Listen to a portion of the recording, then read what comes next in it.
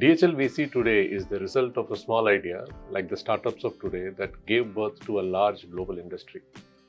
In 1969, Adrian Dalsey, Harry Hillblom, and Robert Lind, DHL, three ambitious business persons from San Francisco, noticed that they could send shipping documents by air ahead of the ships arriving in the port, and founded DHL, connecting San Francisco with Hawaii. Every segment of the logistics chain, express, forwarding, warehousing, and e-commerce, being a market leader in most of them. Through the 90s and then 2000s, we pioneered many logistics services and continuously innovated to target different sectors, including seasonal markets in India. Our solutions like Import Express, University Express for Indian students studying abroad, Mango Express for shipping seasonal mangoes, Rakhi Express, and Medical Express that catered to temperature control shipments helped us address every sector for their time-definite shipment needs. In India, for example, DHL was the first to offer Air Express services.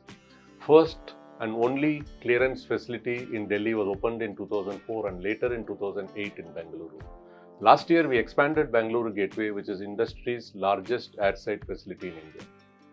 First to offer door-to-door express import services, mobile tracking, and in-house customs clearance. First to provide 24/7 customer support. First to introduce on-demand delivery, putting the power in the hands of the customer to schedule delivery of their shipments. In the last 3 decades, since the 1990s, post-liberalization, Indian industrial growth has shifted from traditional exports like fashion, handicrafts, jewelry, to more sophisticated goods like automotives, life sciences, healthcare, engineering and manufacturing, and technology. DHL's growth over the years can be traced alongside this globalization.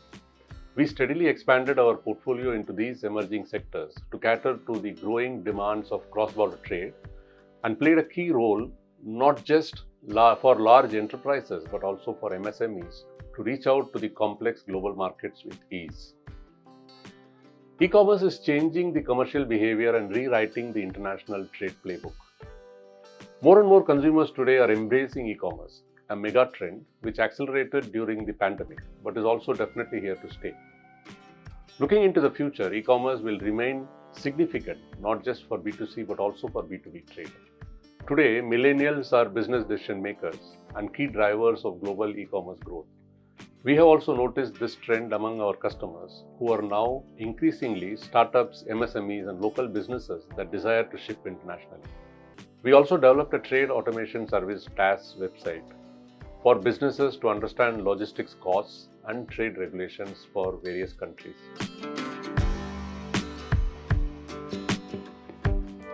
Three of the biggest challenges I can list are trade infrastructure, complex regulations, and operational inefficiencies leading to high cost of doing business. We've come a long way over the last 10 years, but more to be done, and current actions from the government holds a lot of promise. There are signs of the world going the China plus one route for production and sourcing.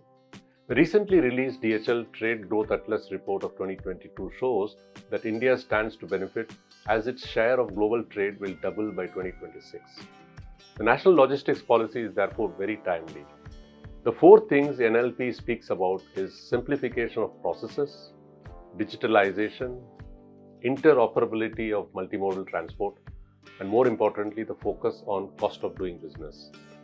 Each of these are critical to make our businesses competitive locally and globally and will add value in the coming years. The Gati Shakti program streamlines the creation of infrastructure, and National Logistics Policy will bring in efficiency. We see both of them complementing each other well. Following the pandemic, almost all studies now indicate that India has one of the strongest projected growth outlook.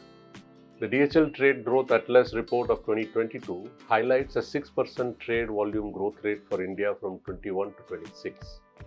Emerging economies like India are now important exporters of sophisticated capital goods such as industrial equipment, engineering, and raw materials. International trade is important in the present context because of its power to accelerate economic growth and reduce inflation.